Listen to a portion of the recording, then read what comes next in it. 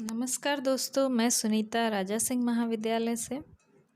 आज हम हिंदी प्रतिष्ठा के द्वितीय वर्ष में चतुर्थ पत्र की कहानी लाल पान की बेगम के बारे में परिचय प्राप्त करेंगे। इसके रचयिता हैं फणीश्वर नाथ रेणु। पहले भी मैंने बताया था कि किसी भी रचना को पढ़ने और समझने से पहले उसके रचनाकार के बारे में जानकारी होना अति आवश्यक है। तो पहले हम फणीश्वर नाथ रेणु जी के बारे में जान लें। फणीश्वर नाथ रेणु बिहार के गौरव हैं। बिहार के ही तत्कालीन पूर्णिया जिले के फारबिसगंज के पास औराही हिंगना नामक गांव में 4 मार्च 1921 को उनका जन्म हुआ। अब यह अररिया जिले में है, उस समय पूर्णिया जिले में था। स्थानीय पढ़ाई लिखाई उनकी फारबिसगंज से हुई। उसके पश्चात आगे की पढ़ाई उन्होंने काशी हिंदू विश्वविद्यालय से की। छात्र जीवन से ही ये क्रांतिकारी रहे। 1942 के स्वतंत्रता संग्राम में भी रेणु जी ने भाग लिया।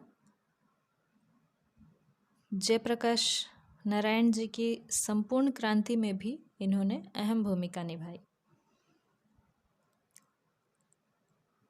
1952-53 के लगभग उसके पश्चात इनका झुकाव लेखन की तरफ हुआ।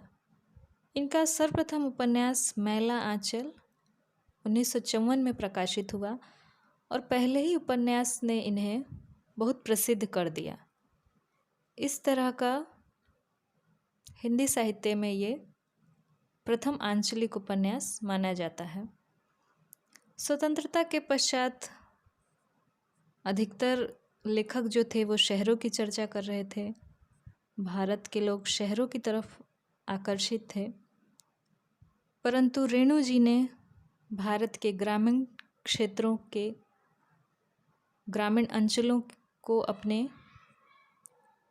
लेखन का विषय बनाया और आंचलिक उपन्यासकार के रूप में वो चर्चित हैं।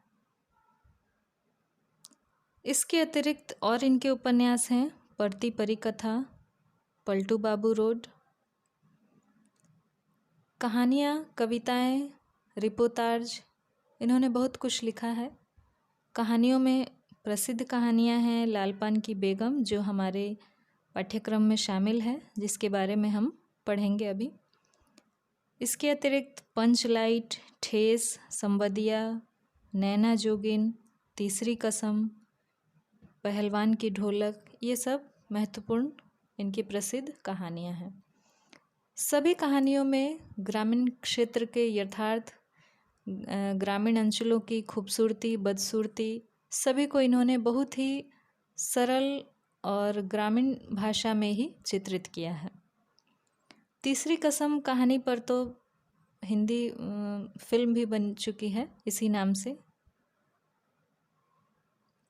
इनकी रचनाओं में हम देखते हैं कि प्रत्येक पात्र के मनोवैज्ञानिक सोच का विवरण होता है। उस पात्र की मनोवैज्ञानिक व्याख्या हमें कहानियों में देखने को मिलती है। उनके क्रियाकलापों से बाल मनोविज्ञान भी मिलता है इनकी कहानियों में।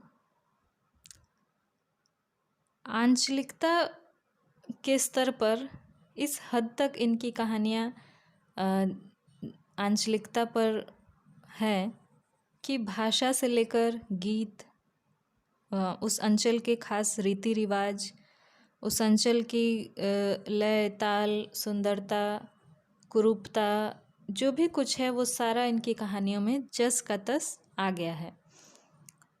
एक चित्रात्मकता है। जब हम कहानी पढ़ते हैं तो लगता है कि हमारी आंखों के सामने वो दृश्य घटित हो रहे हैं और हम खुद उस गांव में, उस अंचल विशेष, उस ग्रामीण परिवेश में पहुंच जाते हैं, ऐसा हमें महसूस होता है। मैला आंचल के लिए इन्हें पद्मश्री सम्मान मिला। सन 1977 में इस महान साहित्यकार का निधन हो गया। हमारे पाठ्यक्रम में जो कहानी है लाल पान की बेगम, यह कहानी सर्वप्रथम 1957 ईस्वी में कहानी पत्रिका में प्रकाशित हुई और बहुत चर्चित उनकी कहानी है। इस कहानी से आप परिचित अवश्य होंगे क्योंकि बिहार राज्य के 9वीं कक्षा के पाठ्यक्रम में भी इसको शामिल किया गया है। अधिकतर विद्यार्थियों ने ये कहानी अवश्य पढ़ी होगी। इस कहानी के बारे में थोड़ी बात कर लें। यह कहानी एक जो इसकी केंद्रीय पात्र है बिरजू की माँ, उसी के इर्द गिर्द घूमती है और बहुत वो ग्रामीण स्त्री है, अनपढ़ है, ग्रामीण स्त्री है, ज़्यादा उसकी दुनिया का विस्तार नहीं है। जितने क्षेत्र में कोई रहता है, जीता मरता है, उसकी दुनिया का विस्तार उतने ही क्षेत्र में होता है।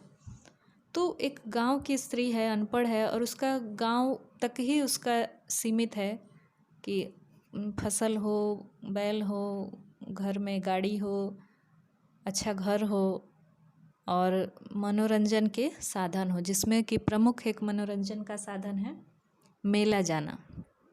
1957 की कहानी है। तो उस समय गांव देहातों में अधिकतर मेले लगा करते थे, अभी भी लगते हैं, परंतु उस समय मेलों का आकर्षण एक अलग ही होता था। वो मेले एक क्रय विक्रय का स्थान तो होते ही थे, साथ ही वो एक मनोरंजन का साधन होते थे। और ऐसी महिलाएं जो कभी बाहर नहीं निकल पाती थी पर्दा प्रथा के कारण, ख़ास तौर से उच्च वर्ग में, जो ग्रामीण में क्षेत्रों में उच्च वर्ग थे, वो उनकी महिलाएं बाहर नहीं निकल पाती थी, लेकिन मेले और किसी मंदिर, देवी की पूजा, तीर्थ यात्रा, इस बहाने वो कभी कभी उनको बाहर जाने का मौका मिलता था। लेकिन बिरजू की माँ जो है वो इस वर्ग की बिल्कुल नहीं है। वो निम्न वर्ग की महिला है, जो कि एक महत्वाकांक्षी महिला है। उसका एक जो केंद्रीय इस कहानी की घटना है कि बलरामपुर में एक मेला लगना है जिसमें नाच भी होना है और उसी को देखने के लिए ये बिरजू की माँ जाना चाहती है। बहुत उल्लासित है एकदम कि कब मेले जाएंगे। सब जगह कहते, पूरे गांव में कह रही है कि हाँ हम इस दिन मेला देखने जाएंगे, क्योंकि उनके पास नए बैल हैं और गाड़ी जो है बैलगाड़ी जिसमें बैलों को जोत कर वो मेले जाने के लिए चाहती है, वो गाड़ी नहीं है।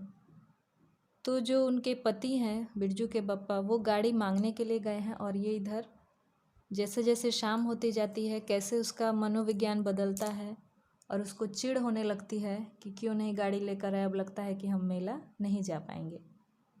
इस घटना और इस कहानी के साथ साथ बिरजू की माँ के साथ साथ अन्य भी पात्र हैं। मखनी फुआ है, जंगी की पतोहू है, उनके 2 बच्चे बिरजू और चंपिया। तो ये सभी पात्र ऐसे, मेले जाना एक मुख्य उस दिन का काम है कि आज मेला है, तो सभी उसकी तैयारी में लगे हैं। दोपहर से ही मेले जाने के लिए ये कपड़ा पहनेंगे, ये खाना लेकर जाएंगे, ये बनाएंगे। तो किस तरह का एक उत्सव जैसा माहौल है गांव में, वो हमें दिखाई देता है। गांव के जो रीति रिवाज हैं, जैसे एक दूसरे के घर से बर्तन मांग कर ले जाना, कढ़ाई जो पुआ पूड़ी तलने के लिए वो लेकर के मांग कर कोई ले गया है बिरजू की माँ की कढ़ाई। इसके साथ फिर किस तरह दुकानों पे भीड़ होती है मेले जाने वाले दिन, क्योंकि सभी के घर पकवान बन रहे होते हैं। इतने अमीर ये लोग हैं नहीं कि घर में सारी सामग्री इकट्ठी हो, तो जब पकवान बनाना होता है उसी समय ये उसकी सामग्री सभी लोग जाकर छोटी छोटी दुकानों से ख़रीदते हैं, जो मोहल्ले की दुकानें हैं।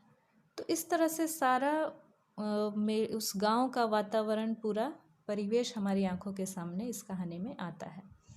किस तरह से फिर तू मैं होती है महिलाओं में, आपस के झगड़े टंटे, छोटी छोटी बातें, मनमुटाव और फिर एक हो जाना। गांव की महिलाएं जो हैं निश्चल हैं, ऊपर से बेशक वो लड़ाई झगड़ा करें, लेकिन फिर अंततः वो एक ही होती हैं। वैसी ही है हमारी ये लाल पान की बेगम बिरजू की माँ। इस वीडियो के अगले भाग में हम इस कहानी के विषय में चर्चा करेंगे। आज के लिए परिचय ही। धन्यवाद।